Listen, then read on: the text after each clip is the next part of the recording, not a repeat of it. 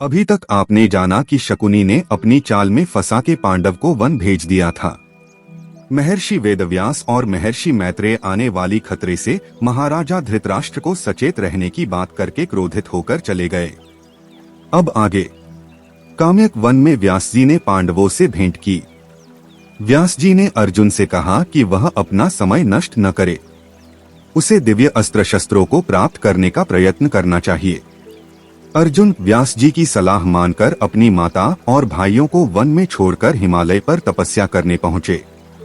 वे इंद्रलोक नामक पर्वत पर पहुँचे। वहां उनकी भेंट एक बूढ़े ब्राह्मण से हुई। ब्राह्मण वेश में वे स्वयं इंद्र थे।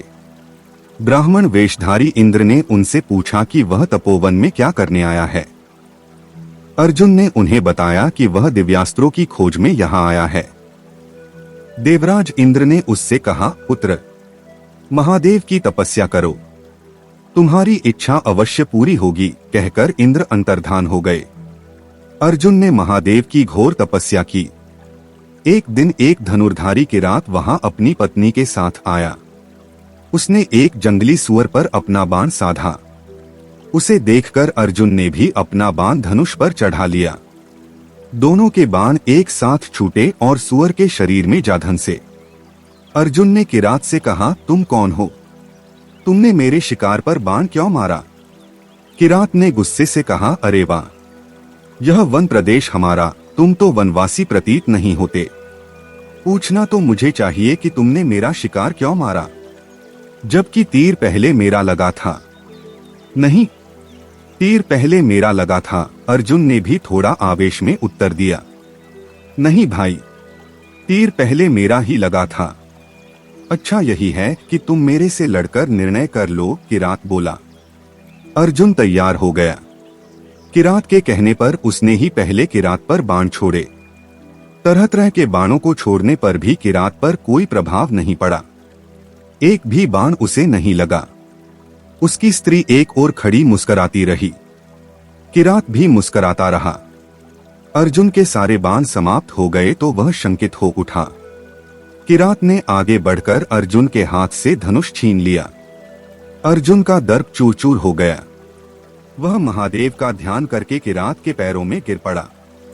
वह तत्काल समझ गया कि उसके सामने साक्षात महादेव और पार्वती खड़े हैं। अर्जुन ने महादेव से क्षमा मांगी। महादेव ने उसे क्षमा करके उसके सारे बाण और धनुष वापस कर दिए और उसे पाशुपत विद्या देकर आशीर्वाद दिया। महादेव ने अर्जुन से कहा, वत्स, अब तुम देवलोक जाओ, वहां देवराज इंद्र तुम्हारी प्रतीक्षा कर रहे हैं। महादेव अंतर्धान हो गए तो वह बूढ़ा फिर वहां आ गया। अर्जुन ने उसे देखा तो देवराज इंद्र अपने असली रूप में आ गए। वे बोले, पुत्र, तुम्हें देखकर मेरी आंखें तृप्त हो गईं। चलो मैं तुम्हें लेने आया हूं। देवराज इंद्र अर्जुन को अपने विमान में बैठाकर देवलोक की ओर चले गए। वहां इंद्र के कहने पर अर्जुन ने संगीत और नृत्य का अभ्यास किया। उधर द्वारिकाधीश श्री कृष्ण को पांडवों की दशा का पता चला तो वे अपने भाई बलराम के साथ वन में पांडवों से मिलने आए। उनकी दशा देखकर श्री कृष्ण और बलराम को बहुत दुख हुआ। दुर्योधन की करतूतों को सुनकर श्री कृष्ण को बड़ा क्रोध आया। उन्होंने द्रौपदी की पीड़ा को भी समझा और उसे सांत्वना दी कि समय आने पर द्रौपदी के अपमान का बदला अवश्य लिया जाएगा। दुर्योधन अब किसी भी तरह से बच नहीं पाएगा। उसके वंश का विनाश निश्चित है। श्री कृष्ण के वचनों से द्रौपदी को सांत्वना मिली।